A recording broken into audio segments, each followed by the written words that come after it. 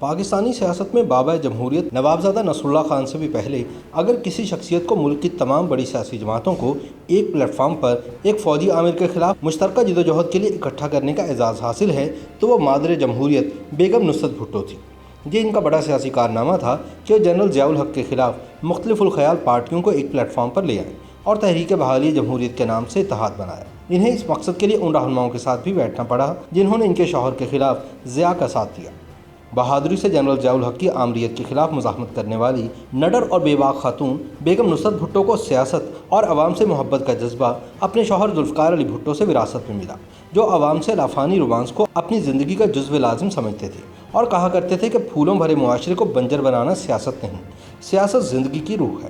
یہ عوام سے میرا لافانی رومانس ہے، یہ لافانی بندھن عوام ہی توڑ سکتے ہیں۔ شاید یہ بات بیگم بھٹو نے بھی سن کر پلے باندھ لی تھی، اسی لیے وہ بھی پاکستانی عوام سے لافانی رومانس پر آخری حد تک قائم رہی اور اپنے بچوں کو بھی اسی محبت کو پروان چڑھانے کا درس دیا۔ بیگم نصرت بھٹو کا اصل نام نصرت خانم تھا۔ ان کے والد کا تعلق ایرانی کرد خاندان سے تھا۔ وہ کاروباری شخصیت تھے اور برطانوی دور میں کراچی میں آ کر آباد ہوئے۔ 50 کے عشرے کے اوائل میں ایرانی نسل کی خوبصورت خاتون نصرت خانم ذوالفقار علی بھٹو سے ملی تو پہلی ہی نظر میں انہیں پیار ہو گیا۔ دونوں کی شادی ہوئی اور یہ محبت بھٹو کی پھانسی تک اور خود نصرت کے جیتے جی قائم رہی۔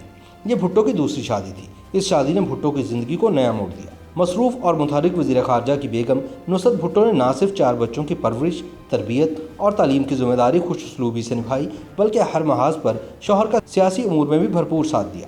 بھٹو نے جب معاہدہ تاشقند کے خلاف احتجاج کرتے ہوئے ایوب کابینہ سے استعفیٰ دیا اور پاکستان پیپلز پارٹی کی بنیاد رکھی تو نصرت بھٹو کی ذمہ داریوں میں مزید اضافہ ہو گیا۔ لیکن نصرت بھٹو کا اصل امتحان تب شروع ہوا جب ضیاء الحق نے شب خون مارا، ان کے شوہر کی منتخب حکومت کا تختہ الٹا اور ملک میں مارشل لا نافذ کر کے ذوالفقار علی بھٹو کو گرفتار کر لیا۔ بیگم بھٹو نے عوام کی قیادت اور جمہوری چراغ کو روشن رکھا، تاہم اس دوران انہیں جمہوریت کے ساتھ ساتھ اپنے شوہر کی زندگی کے لیے بھی لڑائی لڑنا پڑی۔ ذوالفقار علی بھٹو کو سن 1979 میں ہی اندازہ ہو گیا تھا کہ جنرل ضیاء الحق نے اقتدار کو طول دینے کی ٹھان لی ہے، لہٰذا انہوں نے 13 ستمبر کو بیگم نصرت بھٹو کو آخری خط لکھا اور انہیں مختار کل بناتے ہوئے پارٹی چلانے کی ذمہ داری سونپ دی۔ اس ہدایت نامہ نما خط میں جنرل ضیاء کی جانب سے پارٹی میں پھوٹ ڈالنے کی کوششوں کا ذکر کرتے ہوئے انہوں نے بیگم نصرت بھٹو کو ہدایت کی کہ پارٹی کے مجلس عاملہ میں کوئی مسئلہ ہو حل کریں، آپ کو میری طرف سے اختیار اور حمایت حاصل ہے اور آپ قائم مقام چیئرپرسن ہیں۔ بیگم نصرت بھٹو سمجھتی تھیں کہ بھٹو نے جس سیاست کو عوام سے لافانی رشتہ اور رومانس کہا تھا وہ مسلسل جدوجہد اور قربانیوں کا راستہ ہے۔ سانحے مسلسل ان کا پیچھا کرتے رہے۔ ان کی اولاد میں سے صرف صنم بھٹو سیاست سے فرار حاصل کرنے کی وجہ سے زندہ ہے۔ شوہر کو پھانسی دی گئی، 2 بیٹے مارے گئے، بیٹی متعدد بار گرفتار ہوئیں۔ بیٹی کا قتل ہوا تو وہ اس حالت میں نہیں تھی کہ کچھ سن سکے۔ بیگم نصرت بھٹو نے اپنی زندگی میں پاکستانی ریاست کے ہر جبر کا جرأت مندی سے مقابلہ کیا۔ شوہر کی حکومت سے برطرفی، ان کی گرفتاری، مقدمہ قتل، گھر ہوتے ہوئے بے گھر رہیں، جلا وطنی، شوہر کو سزائے موت اور رات کے اندھیرے میں ان کی تدفین تک سب کچھ برداشت کیا۔ بھٹو کی سزائے موت پر عمل درآمد کے بعد بیگم نصرت بھٹو پارٹی کی چیئرپرسن نامزد ہو گئی۔ مارشل لاء کے خلاف علم بغاوت بلند رکھنے کی پاداش میں انہیں بھی متعدد بار گرفتار کیا گیا اور قذافی اسٹیڈیم لاہور میں ان پر لاٹھیاں برسائی گئیں، ان کے سر پر چوٹیں آئیں اور 12 ٹانکے لگے۔ بیگم بھٹو نے پارٹی کو کئی بحرانوں سے نکالا اور مختلف حلقوں سے گروہ بندی کی کوششوں کو ناکام بنایا۔ اکتوبر سن 1979 کے بلدیاتی انتخابات میں ایوب خان کی تحریک میں پارٹی سے سیاسی وفاداریاں برقرار رکھنے والوں کو ٹکٹ دیے۔ وہ لوگوں کو یہ تاثر دینے میں کامیاب ہو گئیں کہ بھٹو کی پارٹی دوبارہ اقتدار میں آ جائے گی۔ جنرل ضیاء کا خیال تھا کہ بھٹو کے بعد ان کی پارٹی ٹوٹ جائے گی۔ ضیاء نے نہایت ہی پیچیدہ انتخابی قواعد بنائے تاکہ کسی طرح سے پیپلز پارٹی کو آؤٹ کیا جا سکے۔ پیپلز پارٹی نے ان انتخابات میں عوام دوست نام سے امیدوار کھڑے کیے۔